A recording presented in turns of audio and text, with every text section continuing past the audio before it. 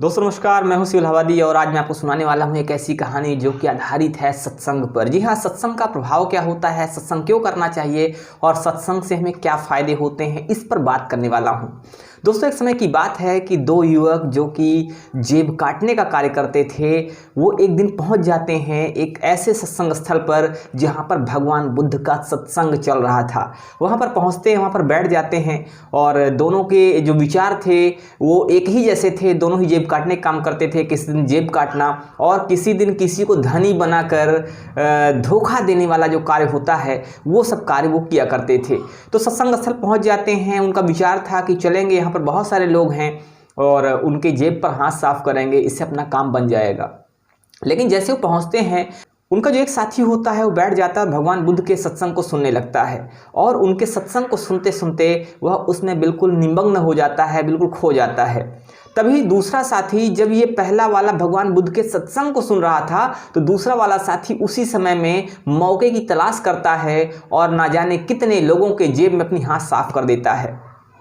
पहले व्यक्ति पर भगवान के सत्संग का प्रभाव पड़ा, भगवान बुद्ध के सत्संग का ये प्रभाव पड़ा कि उसको लग गया कि वास्तव में ये सब चीज़ें गलत हैं, हमें चोरी, हमें दूसरों को कष्ट पहुंचाने का कार्य नहीं करना चाहिए। उसके ऊपर ऐसा प्रभाव पड़ा कि उसने सोच लिया कि आज के बाद से मैं कभी भी किसी को भी कष्ट पहुंचाने का कार्य नहीं करूंगा, मैं चोरी नहीं करूंगा, मैं गलत कार्य नहीं करूंगा। जब सत्संग समाप्त होता है, दोनों साथी घर वापस आते हैं, तभी बीच रास्ते में जो दूसरा वाला साथी होता है जिसने कईयों की जेब में अपनी हाथ साफ किया था, वो पूछता है कि तुम्हें सत्संग का क्या प्रभाव पड़ा, तुम्हें क्या पता चला या तुम्हें क्या फ़ायदा हुआ। उसने कहा कि सत्संग का ये प्रभाव हुआ कि आज के बाद से मैं ये सब घृणित कार्य करना छोड़ दूंगा। दूसरे साथी ने कहा कि ये बताओ, तुम अगर ये कार्य छोड़ देते हो तो क्या उपदेश से तुम्हारे परिवार का पेट भरेगा। पहले व्यक्ति को भी सोचने पर मजबूर होना पड़ा कि बात तो सही है, मेरे परिवार का जो पेट है वो तो इसी से भरता है, इसी कार्य से भरता है। जो मैं पैसे कमाता हूँ, जो मैं पैसे पाता हूँ, जो मैं लूटता हूँ, जो मैं जेब काटता हूँ, उसी से मेरे परिवार का खर्च चलता है। तो बात तो ये भी सही कह रहा है। लेकिन फिर भी उसने सोचा कि चलो कल देखते हैं, कल बात करते हैं, कल मैं भगवान बुद्ध से इसके विषय में ज़रूर बात करूँगा। अगले दिन वो पहुंचता है फिर से सत्संग में और जब सत्संग समाप्त हो जाता है, भगवान बुद्ध के पास बैठ जाता है। भगवान बुद्ध से कहता है कि हे तथागत, मुझे एक प्रश्न आपसे पूछना है, मैं समझ नहीं पा रहा हूँ कि इसका उत्तर क्या होना चाहिए, मैं नहीं समझ पा रहा हूँ कि मुझे क्या करना चाहिए, लेकिन मैं आपकी शरण में आया हूँ, कृपया मुझे बताएं। भगवान बुद्ध ने कहा ठीक है, आप प्रश्न करो।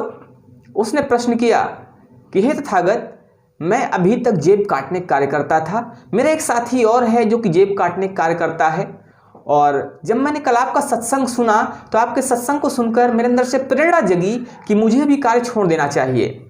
लेकिन मैं समझ नहीं पा रहा हूँ कि आखिर करूँ तो क्या करूँ, क्योंकि मेरा साथी एक चीज़ और कह रहा था कि तुम मूर्ख हो और अगर तुम उपदेश से अपने परिवार का पेट भर सकते हो तो भरो। मैं समझ नहीं पा रहा हूँ कि वास्तव में सच्चाई क्या है। परिवार का पेट तो मेरा इसी कार्य से भर जाता था, लेकिन मुझे क्या करना चाहिए, कृपया आप मार्गदर्शन करें। भगवान बुद्ध ने कहा, बेटा मूर्ख तुम नहीं हो, मूर्ख तुम्हारा वो साथी है। तुम्हारे पास दो हाथ हैं, ईश्वर ने तुम्हें शक्ति दी है, ईश्वर ने तुम्हें विवेक दिया है, ईश्वर ने तुम्हें बुद्धि दी है, बल दिया है, सुदृढ़ शरीर दिया है। इसका उपयोग करो और अपने परिवार का पेट भरो। क्योंकि किसी को कष्ट पहुंचाकर प्राप्त किया गया जो धन होता है वो लाभदायक नहीं होता। वो थोड़े समय के लिए भले ही आपको फायदेमंद लगे, लेकिन अगर लंबे समय की बात की जाए, एक लॉन्ग टर्म की बात की जाए, तो लंबे समय में वो चीज़ नुकसानदायक होती है। उस व्यक्ति को भगवान बुद्ध की बात समझ में आ गई और उसने उसी दिन से ये संकल्प किया कि आज के बाद से मैं मेहनत करूंगा और मेहनत करके परिवार का भरण पोषण करूंगा, मैं कोई भी गलत कार्य नहीं करूंगा। उस दिन से उसने सारे गलत काम छोड़ दिए, लेकिन जो दूसरा साथी था उसने अपने कार्य को वैसे ही करना जारी रखा। थोड़े दिन की ही बात है कि वो जो दूसरा साथी था जिसने अपने कार्य को छोड़ना ठीक नहीं समझा, उसको पुलिस ने पकड़ लिया और वो जेल चला गया। जबकि जिसने छोड़ दिया था, जिसके ऊपर सत्संग का प्रभाव हुआ, उस व्यक्ति ने धीरे धीरे धीरे धीरे एक अपनी अच्छी छवि बना ली। नगर में उसकी एक विशेष छवि हो गई। वो नगर में एक बहुत ही प्रसिद्ध व्यक्ति बन जाता है, एक बहुत ही सम्मानित व्यक्ति बन जाता है। तो दोस्तों अगर हम सत्संग करते हैं तो सत्संग का हमारे ऊपर प्रभाव पड़ता है, लेकिन अब हमारे ऊपर निर्भर करता है, हमारे विवेक पर निर्भर करता है कि हम उसको कितना ग्रहण करते हैं। क्योंकि एक चीज़ कही जाती है कि बरसात जब होती है तो बराबर होती है, जब पानी बरसता है तो सबके ऊपर समान रूप से बरसता है, लेकिन पाता वो उतना ही है जितना वो मुंह खोलता है।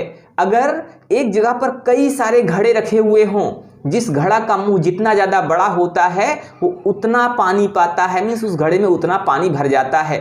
लेकिन वहीं पर अगर कोई घड़ा उल्टा रखा हुआ हो, उसका मुंह नीचे हो, तो उस घड़े के अंदर एक भी बूंद पानी नहीं जाता है, ऐसा विद्वान कहते हैं। और सच्चाई भी यही है।